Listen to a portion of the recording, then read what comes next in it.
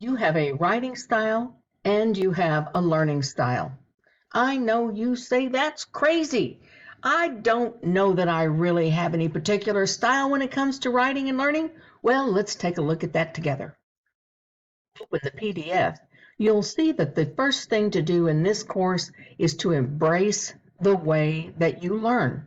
I know I've had to do that with myself, and it is against some of the things that I personally was taught as a child. Since then, I've learned to really embrace the way that I learn. Take a look at these two motorcycles and pick the one you like best. You may like both of them. I know I kind of do too. But which one does your eye go to first? Typically, if you are a linear thinker, in other words, you think very logically, A goes to B, B goes to C, C goes to D, D goes to E, 1 plus 2 equals 4, 4 plus 4 equals 8, and so forth, then your style is more accustomed to this sort of a figure.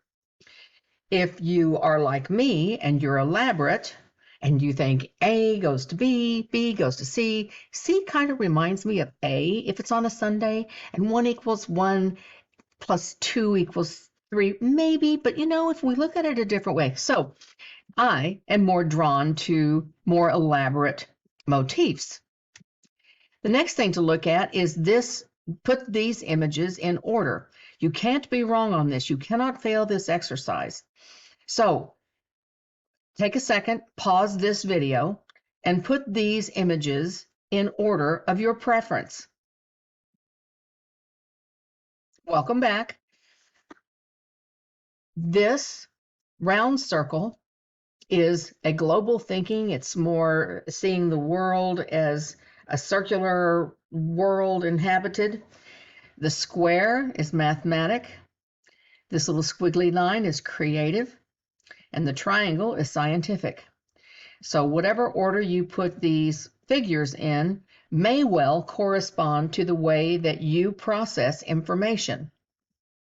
It may not be correct, but it is correct for me and the other people that I've shown that, so maybe give that one a go.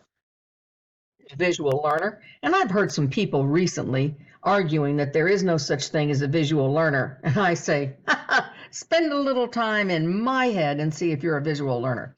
Some people learn well by written directions, and they like to follow those. I see them all the time. I hand people my phone, and I say I'm going to throw this phone out the window because I can't figure something out, and they immediately Google directions, and they pause, read the directions, and fix the phone. I think that's fantastic. I, however, am a visual learner. But regardless of what kind of learning you are, there's a little self-test here in that PDF that you can click right there, and it goes to this link.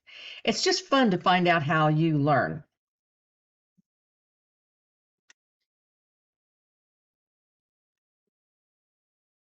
Find out what kind of learner I am, and I embrace that. Then I need to figure out, now what do I do going forward to become the writer that I would like to become? I would like to be able to write pieces of work that are both narrative, where I'm telling a story, expository, where I'm analyzing something. I want to be able to do that. I want to be able to be in the world and be able to express myself in written sentences. Well, for me as a visual learner, and for people I know who are more logical learners, the outline is the key. I know every part of me used to resist the outline. I don't want to outline anything. I'm creative. I want to just sit down and write it. I don't want to spend time outlining. And then I ask myself the question, why?